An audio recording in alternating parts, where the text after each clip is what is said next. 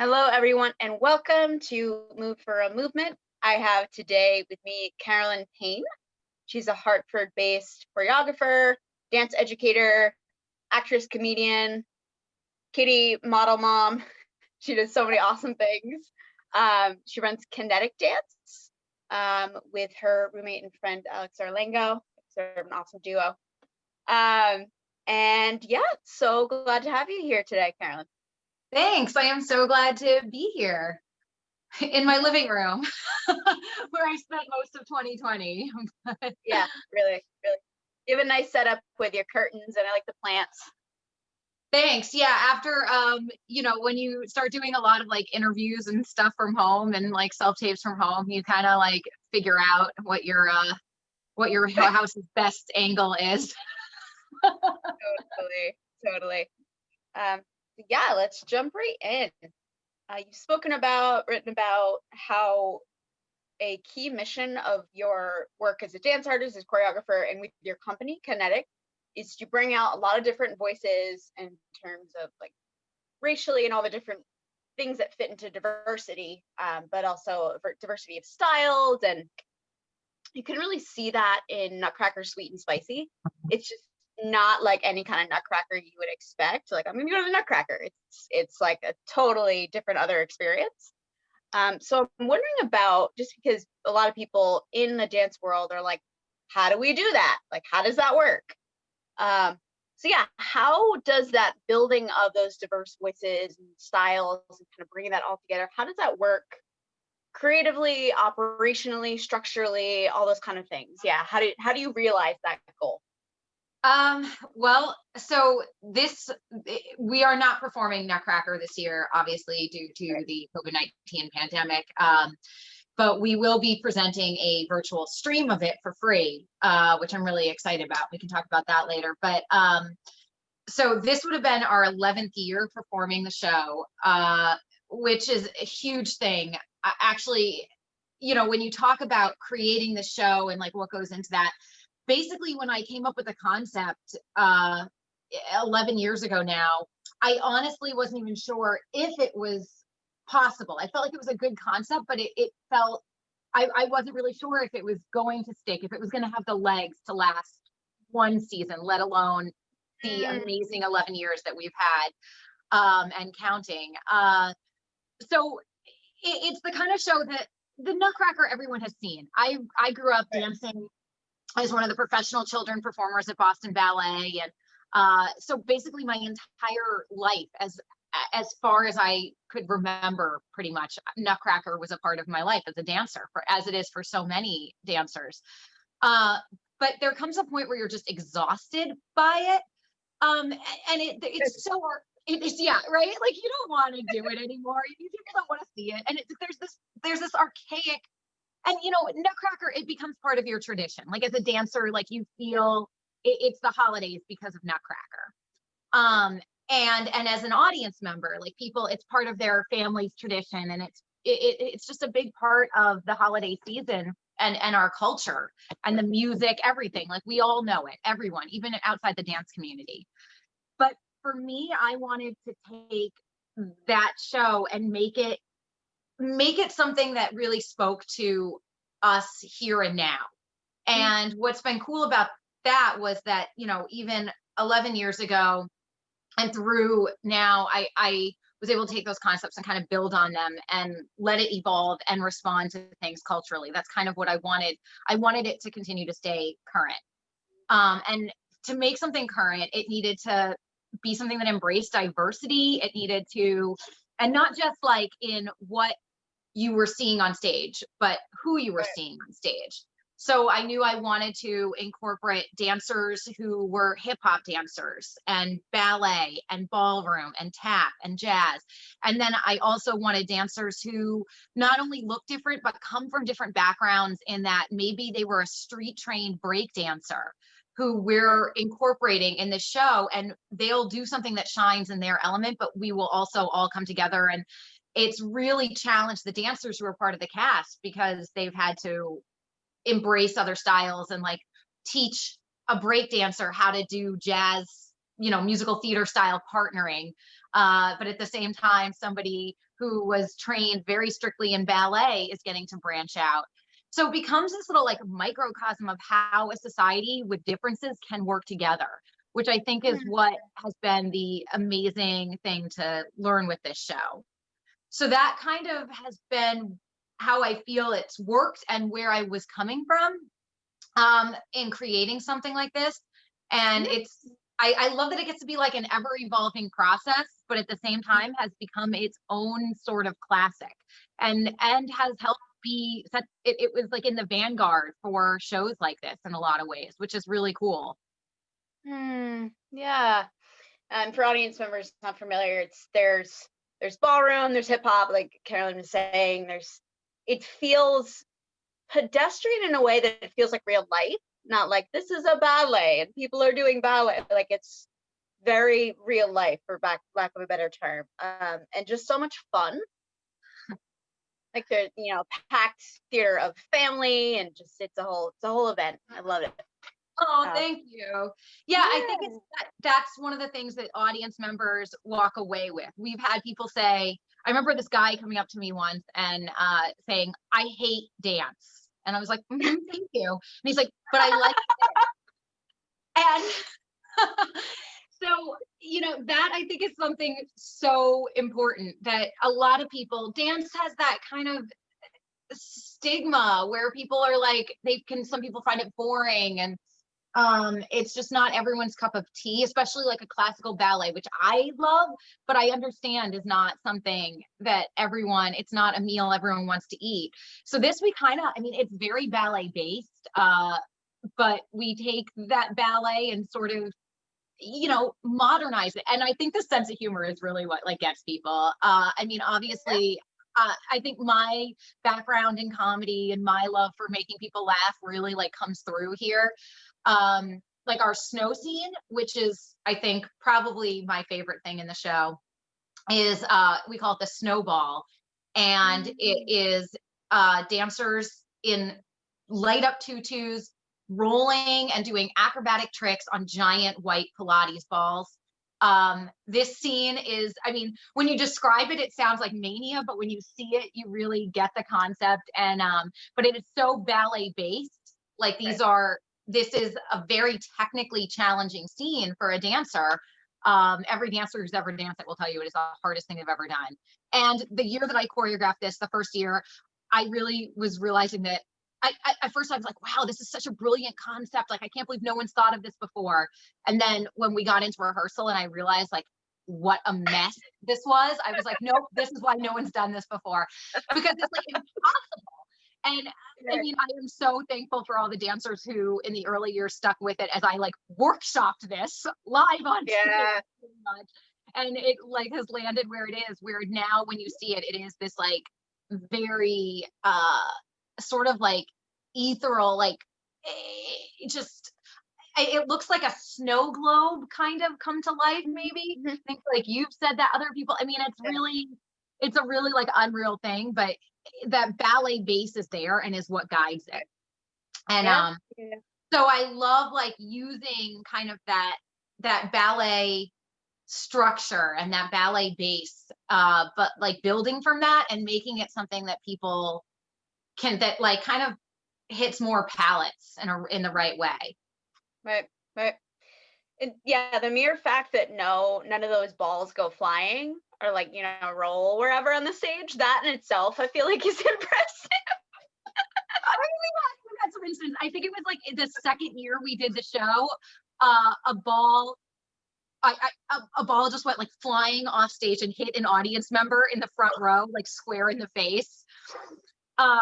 It can happen.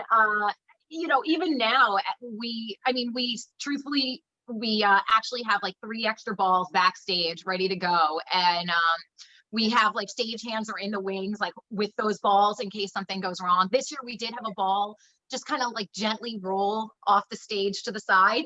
And this like amazing audience woman just stood up and like rolled the ball back onto stage, which was really funny. So it does happen because like, live theater and it's going to happen. And, those balls are it is so much harder to control because you're really, we do things where they're like between our legs and we're turning and we're doing somersaults over them and flips with them and cartwheels and, tossing them amongst the dancers. So, I mean, when you have that kind of precision work and, you're going to have something happen. And I mean, and it actually is like more rare than not. I am equally surprised. Like, honestly, I'm surprised that we don't have like more people getting hit in the face. It's a 3D effect. Right. Love it. Yeah, and also one of the goals of your company is really fostering local talent. So I feel like that segues well from diversity and a lot of those voices, because you wouldn't think of Hartford as like this dance mecca, right? But it's evident that you find all these wonderful artists. So I'm wondering about that, dance doesn't have to be like in New York or Boston, these big cities, and how choreographers can really nurture that talent in a smaller city or region. Yeah. So Hartford is kind of and Connecticut in general is sort of in a weird spot because geographically and culturally, because it is right between Boston and New York. It is between two major cities. So, you know, especially as somebody creating art, you have to be more unique and more innovative and do something really special, because audience members here can easily go into Boston or New York for an evening to see a show and be home in bed by 11, so, or 12. So you have to really think about that, because you have to work harder to get your audience. And then as far as dancers, yeah, I mean, if you're a very talented performing artist, what is going to keep you living in a city that is in between two major cities where there are a lot more job options? But then that also goes to show that if a job option is in an area, you can maintain dancers. So especially like younger dancers, well, some of them are now like not as young dancers. Most of our cast has been with the show for the entire time, and that's pretty special. I mean, I was really young when I started the show myself. And so after having, like, we kind of all grew with this show. When the show first started, most of the cast was like, college age into like early to mid 20s, like with me. And then it kind of grew. We grew up with it. So that we kind of, and then new dancers coming in. So we had like less spots to fill throughout. Because originally I used friends and contacts that I knew within the dance community who just happened to be in the area, some of whom were in transition in between other things. And but then one of the most beautiful things that I saw with this production was that as we ended up having openings in the cast or expanded the cast, I was able to look for local talent through, in Hartford, they have an amazing arts academy. It's a public school, very much like LaGuardia in New York. And I've forged connections with that school and have the majority of our cast are alums from that training program. And other schools, there are a lot of colleges that have great dance programs in Connecticut, including University of Hartford. And so the great thing is you get artists who get involved in a show like this, and then they stick around because there are arts opportunities here. And I love the idea that like you're presenting a show that is not just a touring show coming through town. It really helps inspire kids to see, like, they see people who look like them on stage and who took advantage of opportunities that are available to them, like attending a magnet high school that, is such a gift to be able to have that and to be able to find scholarship opportunities and things like that. So it's really cool when it starts kind of like giving back to the community in that way, where you're showing how opportunities can progress. Like you don't have to you don't have to feel stifled living in a smaller community. There's actually more opportunity because there are more organizations who are going to like look to help you. And honestly, I also love the dancers who are street trained, and that is something really cool that they kind of they were like kind of these like self-trained like b-boys and stuff like that, who then in getting involved in this production started to branch out more and started to take classes and travel and get exposed to different kinds of things, and now are much more versatile dancers. And that is it's pretty special, and it works the reverse way. I mean, I know for me, like I've gotten to take hip hop, and I tried to learn to tap better. Didn't go well, but it's cool when you get to be inspired and you see like different opportunities. And I love just providing that for young dancers and having young dancers be like, I want to be in your show someday. And that's awesome. Yeah, I love that. Yeah. And you do, like you mentioned, you're also an actress and comedian, just overall very versatile artist. I'm wondering about how that intersects with your work as an artistic director, as a choreographer. And you spoke a little bit about like Nutcracker Suite and Spicy, you bring in that humor. But yeah, if you could speak a little more to that. Yeah, I mean, so I just always love to perform, and I love to make people laugh. And I got into comedy, and I think like, and I was always into like theater, and I've done like, I do a lot of like commercial acting and, TV stuff like that. But comedy, it became really special to me because I found that was exactly like kind of what tapped into, I have that creative bent, like that need to choreograph, that need to create. And, with comedy, I really got that opportunity. And I love any opportunity where I can combine things that I love, like that. I think that anytime that I can perform and create and be funny, I am like 100% there. Because that it's so cool. And several years back now, actually, like that's sort of a weird cross section. Like you don't have a lot of like funny, like comedian ballerinas.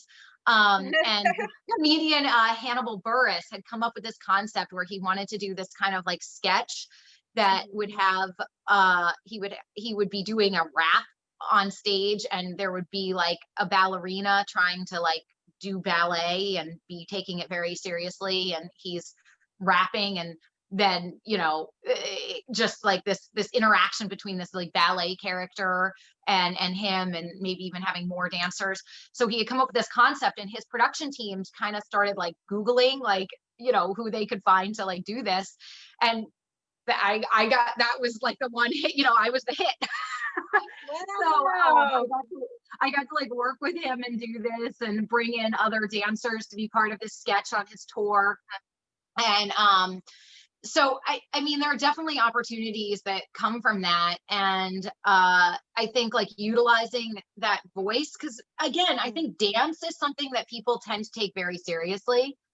And I'm not saying that it doesn't need to be serious. Like I think the technical side, I think like something like Nutcracker Suite and Spicy, if it didn't have that strong technique base and then tried to have this like sense of humor and this snark about it that is sort of poking fun at the traditional version, it would read as just a silly parody that's kind of a mess. But when you approach something with technique behind it and bring that comedy, you really get something special. So I love that. And I love that like in my comedy writing too, where you kind of have this like serious bent to something, but have that, so you have that like technical side, that like that, or the like somber side of what you're approaching, and then kind of bring that like snarkiness, bring that satire to it. I think that that's really what I strive to do in a lot of stuff with comedy.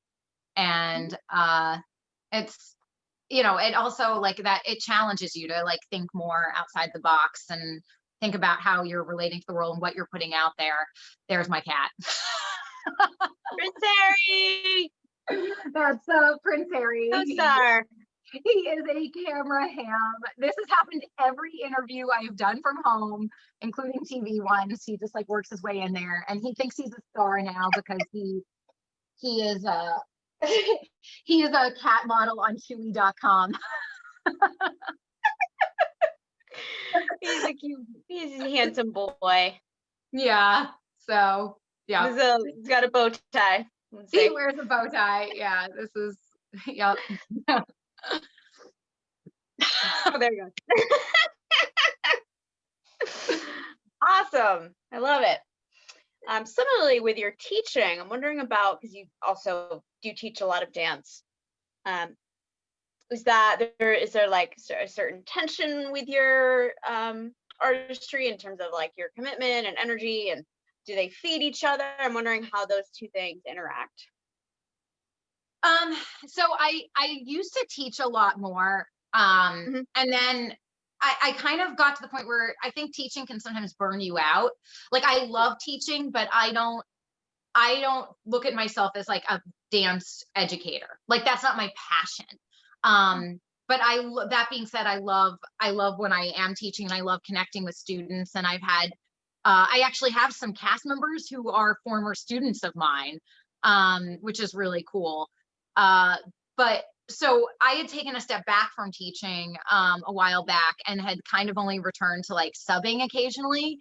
And one of the places I was subbing was Ballet School of Stanford. And I ended up joining the faculty there. And I do teach, once, maybe twice a week, uh, because one of the things that I fell in love with about this school was that everything that I am passionate about, as far as diversity and reaching different kinds of students who may not have had the opportunity, who are not,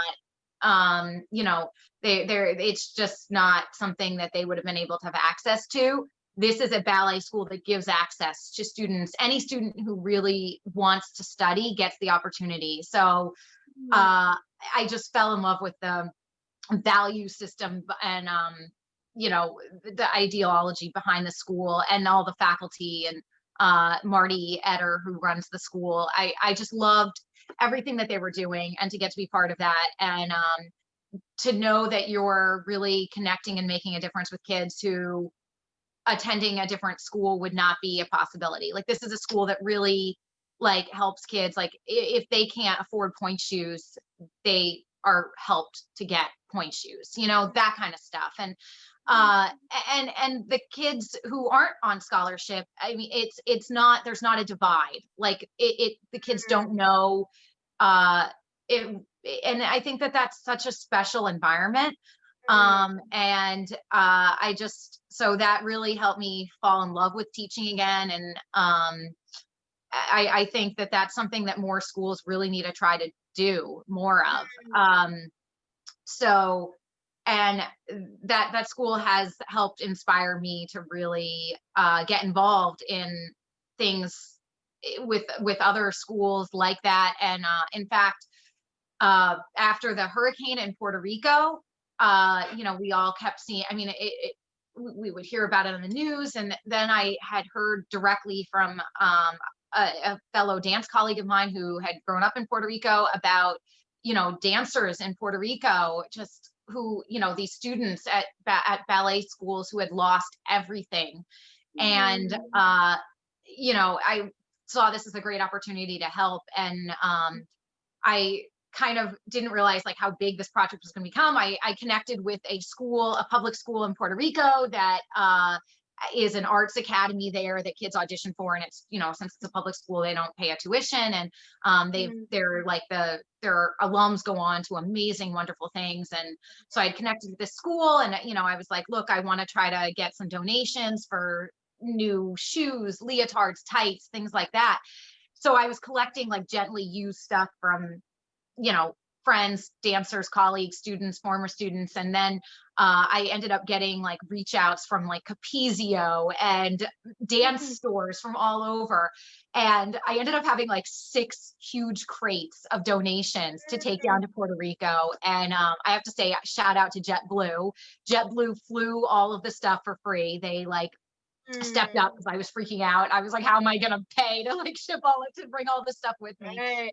And but it was amazing. And students of mine who are scholarship students at Ballet School of Stanford, they donated their leotards from the previous year. And these are kids who also sometimes struggle to have enough. and they were so eager to donate, and it was amazing. So I went down to San Juan and got to teach master classes at the school, spend time with the students, the faculty who were so cool, and you know, give these kids the gift of, you know, new leotards, tights, point shoes, jazz shoes, everything that they could need, and enough that the school would have supplies, because it was really, I mean, when you, what you saw on the news and what you heard about didn't even begin to touch on what was going on in Puerto Rico, and in some ways is still going on. I mean, just as the plane is coming in for landing, you just see like destruction. And once you're on the ground, you know, in Puerto Rico, everyone has, there's so many, like, so much warmth of these people and their resiliency, and everyone was just going about living their life still. And yet there is just, you know, still like houses that are in shambles, and the dance studio at this school had a giant hole in the middle. And in fact, some of their studios, they weren't even usable, and they just had a chair over the hole, and the kids are like, oh, just look out for the chair. And you know, when we have kids in dance studios here being like, oh, I can't do pirouettes, this floor isn't good, I now just want to like hit them in the face. I'm like, no, don't even talk to me about that. Yeah. You know, and so, but it was so amazing to connect with all of these young students and teachers, and I've kept in touch with them, and I really, I can't wait to travel again and go back and get to teach there, hopefully. So I think that that's one of the things as a dance educator that I have really fallen in love with, is the ability to connect and like do things that can affect change. Because dance is something that really can connect us, and I think that that's really special. 100%. And I will say, though, I don't speak Spanish, and my goal is to learn Spanish so the next time I can go back. And my students at ballet school of Stanford, a lot of them speak Spanish, and they kept being like, Miss Carolyn, you should have taken us with you. And I was like, yeah, I'm not taking teenagers on a trip. And also, I would never trust them to translate as much as I love them. Oh, that's so funny. Didn't know we were going to get a tearjerker today, but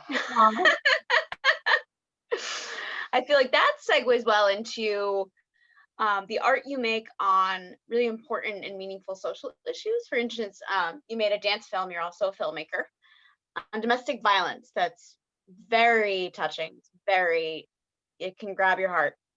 Yeah, so I'm wondering about that process and the place of empathy, because even if it's something that you haven't necessarily experienced, you know, the art making coming from a place of caring, and like, I feel this pain, and that is my fuel in a way, but that can also be challenging territory. So I'm wondering if you can speak to what that process is like for you to create on an important social issue, and if that empathy is sort of part of it, what drives you.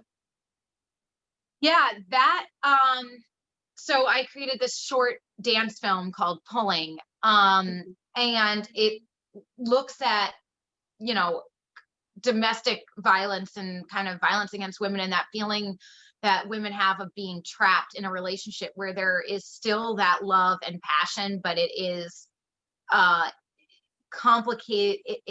There is the complication of it being, you know, intertwined with this abuse, these underlying really dark issues and that despair. And you know, I think as women, we all have had some sort of experience with domestic violence, even on a micro level. Like, I think that, you know, violence against women and the mistreatment of women is something that, like, even if you don't necessarily think of yourself as a victim of that, chances are you have been. And because it's even in something as simple as, you know, being in a relationship where like the control balance is not equal, or you know, any time that you have ever felt like pressured by a man or a partner, and it's just, so it's something that I think we as women don't even talk about and realize what we've experienced. And I think that it's something that is getting a lot more talk, but in making this, my goal was to kind of do something that people could watch. Not like it's easy to watch, but it's easier in some ways to watch a dance piece that looks at this than it is something else maybe. And maybe then it can make you watch this and think about it and think about how it makes you feel and what you've experienced, or maybe help you understand what somebody in your life has experienced. I mean, I definitely have had experiences that were that in relationships where it was sort of more an emotional, like an emotional abuse sort of situation where it's not Yeah. physical, but emotional abuse is still abuse. And then but this kind of, so but they're intertwined. And I've had a lot of people watch this and say that it was hard to watch, but they're glad that they watched it because it made them think, and they realized they could understand some of these feelings in ways that they hadn't necessarily processed.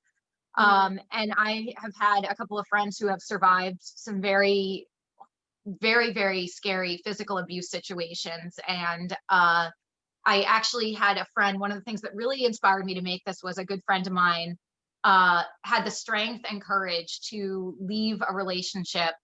And she actually stayed with me for a little while she was, you know, kind of getting back on track and finding her new path. And it, is she really, I mean, most women who are in domestic relationships, they don't report it. Many don't leave. Many try to leave several times, and never even can get out. And tragically, sometimes that is, it's a trap. Right. And that's what I wanted to look at here. That's why it's called pulling. There's something that is pulling you back. There is that connection, that back and forth. Right. So, and dance has the ability to do that, like using movement and that connection and that power struggle and the power difference between a male dancer and a female dancer. So I felt like this was a way to utilize my voice and to utilize an art form that hasn't looked at this as much. Um, and so I filmed this.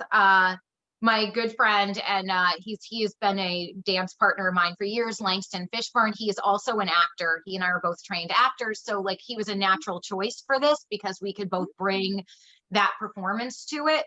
And also he is huge. So we were able to kind of play with this like power struggle. This size difference could lead to kind of that really like overwhelming sense that, because I'm 5'3" and he is 6'3". So we could really kind of utilize that size difference and that power struggle, because I'm a powerful 5'3", and that still can be overtaken. And I wanted, but like those moments of kind of pushback and those moments where there is that equal footing. And I wanted to be able to like utilize that. So I was really lucky in being able to have him do this with me and cast this. And also it helped, he and I have been friends and have danced together for, I think, about almost like 15 years now. And to film something like this and to rehearse something like this is a really big struggle emotionally and physically. It is exhausting, and there's a lot of raw stuff that you unearth in performing something like this. So it was good that he and I have this like super close friendship, and we both are really great at being silly in between takes to then like kind of break up so that we're not like, completely overwhelmed and like sobbing while filming something like this, because it was definitely, we filmed it all in one long day. And this was following kind of like an intense short rehearsal process where we sort of just choreographed it as a technical piece. Like we just set out the choreography and rehearsed it like emotionlessly. In rehearsals, we just rehearsed it like just what we were doing physically, and then came at it on filming day, to bring it then. So it was an interesting process that way. and kind of the way that I had to do it for me as the person performing in it and directing it, and how so I was really lucky to get to work with him, and he was perfect for it. And we could feel safe. It became a safe space for us to create this. And I hope that when people watch it, they can really feel that, and share it, so that it's the kind of thing I made so that people can have a dialogue, because it is something that I know is so hard to talk about, to look at, to think about even. Is that available? YouTube, Vimeo? Where can people find that? Yeah, it's available on YouTube, Vimeo, my website. I believe it's on the CONNetic Dance website as well. This fall, it was in yet another film festival. It was in the Lady Filmmakers Festival based out of California. And so it's been shared through different film festival sites, and actually Wonderful World of Dance, which is an amazing site that shares incredible dance from all over the world. They have done a feature on it, so it's available through them. It streams on their streaming platform as well. Amazing. We will get that up on social media so people can check it out if they're curious. Yeah, and I think that that's so true and really important, how art, like wrapping in this artifice, right, for lack of a better term, of art and theatricality and movement, sort of a way to take in something hard. Yes, it is hard to take in, but it's a way to take it in, to create dialogue, to maybe change hearts and minds. Coming at it from, it's almost this back door. There's even been some research on that, psychological research, which is something that's, I think, is really interesting and something for artists to think about, right? Because there's almost a responsibility there, I think. Oh, for sure. I think as an artist, you have a responsibility to create art that makes people think, or makes them laugh, or makes them have an experience that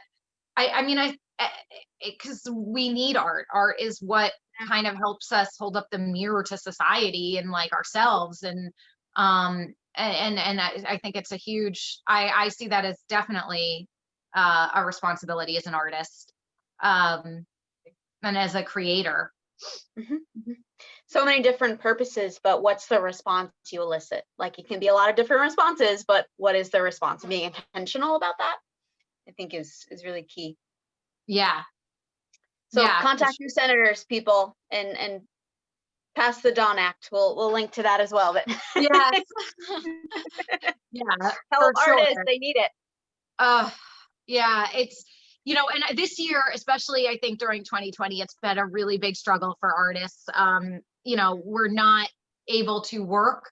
We're not able to perform live the way we used to. And for me, it's really been a struggle about kind of taking that pivot and doing something creative, and what to create and how to respond to this time. And I've done I rallied my neighborhood to do a porch musical, getting neighbors who are not professional performers to participate in a giant neighborhood sing-along. I've done video collaborations with a violinist from a symphony, and doing comedy shorts and all sorts of silly kitchen cocktail ballet classes, and and now with the streaming of Nutcracker Suite and Spicy, getting that ready to stream that for free. It's going to be out there worldwide, which I'm really excited about. It's pushed you to kind of think differently and to kind of think more globally, because connecting with everyone and kind of making art that sort of documents this time, even though we don't want to be in this time necessarily. And it's hard because you don't, as an artist, we thrive on collaborating and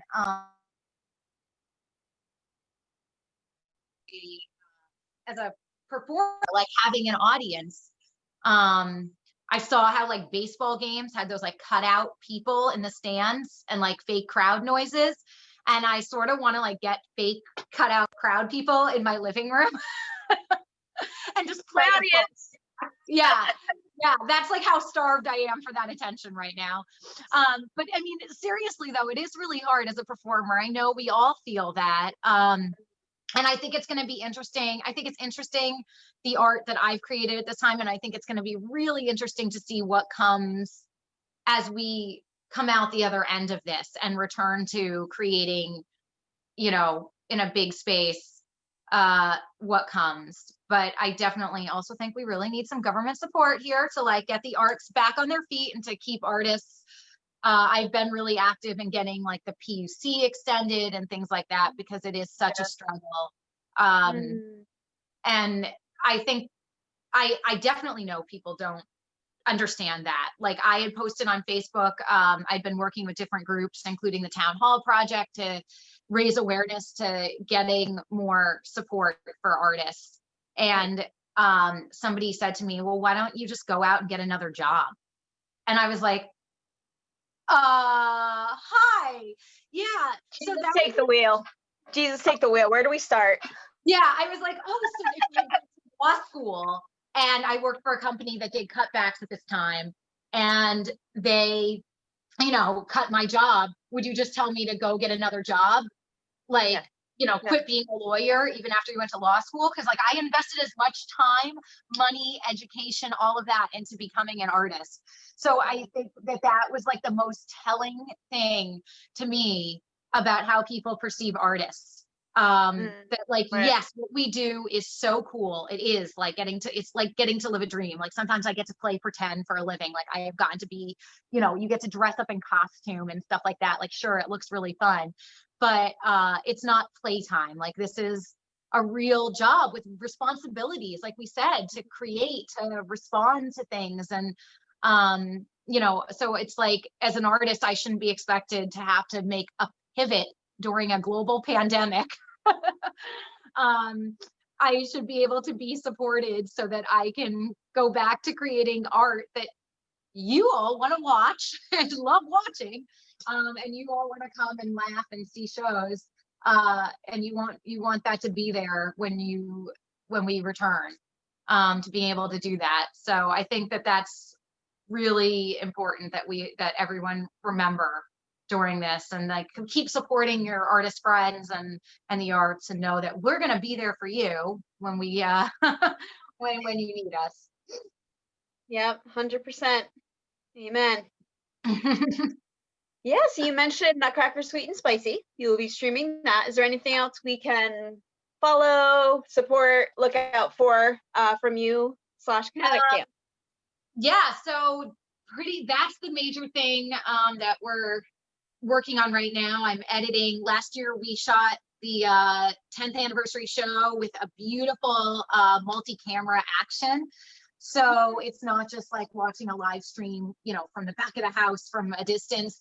This footage kind of really puts you on stage, in the wing. You're going to be able to see the show like as you've never seen it before, in a very like up close way. Which with a show like this is really fun. Like you get to really see kind of all the gags that you may miss if you've seen it in person. But you still get to really see the choreography, and I'm really excited about how the stream is editing and coming together. So it's going to start streaming December 11th in partnership with the Wadsworth Athenaeum, which is the oldest art museum in the country, oldest continuing running art museum in the country, that houses the Etna Theater, which is where we have performed the show since its conception. And this is it's amazing to be able to collaborate with them. So thanks to their generosity and support, we are able to make the stream 100% free. So from December 11th through December 31st, you can go to CONNeticDance.com, go to wadsworth.org, and you're going to be able to just watch the show and the documentary film that was made about Nutcracker last year. There was a Cine Verite did a 25-minute documentary short about the Nutcracker Sweet and Spicy and why it is so unique in its cultural relevance and sort of the journey of the production from thought process to stage. So it's a really cool stream. So you watch the documentary for 25 minutes, and then You watch the show, so the whole thing is just under 2 hours, and it's really, so I recommend that. And it's really something like, it's a totally different Nutcracker. So if you're streaming a whole bunch of Nutcrackers, you can have your own like battle of the Nutcrackers. And this one will really, I think, stand out to a lot of people because of how different it is. So 100%. that's kind of the big thing right now. But as always, you can kind of stalk me on social media and carolynpaine.com, all that good stuff. Yeah, well, we'll get all that good stuff up in the show notes, etc. And people can follow that. We were talking a lot about Nutcracker Suite and Spicy, so people can experience it for themselves. Granted, Yes. not live, but in another cool way, as you've described. Yeah. So yeah, that's sort of all I have. If you had any other thoughts you wanted to share, please go ahead. No, I just think it's awesome that you're creating a platform for artists to talk about, what they're doing, because it's artists really do have an amazing power and voice. And I know, like, I continue to strive to make what I do matter in ways that can make a difference. So this is really cool. Yeah. So thanks for supporting artists that are doing that. Absolutely, that's my passion. The Yeah. art and bringing it forward, supporting people that I see doing good work, and how can we learn from each other through that dialogue? For sure. Yeah. So thank you so much for joining us. Thank you, Harry. He came in and out again. Yeah, I know. He's such a ham. I don't know where he gets it from. You can find him on chewy.com, as Carolyn mentioned. Yes. Yeah. He looks really good. They said he has a great face for hats, so he models a lot of their cat hat wear. Oh my God, I gotta find that later today. Harry and the hats. So yeah, cute. no, I'll just send it to you. Yeah. Yeah. Right. If you want to see Prince Harry wearing hats, you could go on my Instagram too. So funny, so cute. Yeah. All right. Well, thank you so much. Thank you, everyone. Go to beanarthero.com, as we were talking about. Artists need help. Do your part. Like, subscribe, comment, shoot us an email. All that stuff will be in the show notes. And thank you so much, everyone, for tuning in today. Have a wonderful day. Thanks, guys. Bye, everyone. Bye.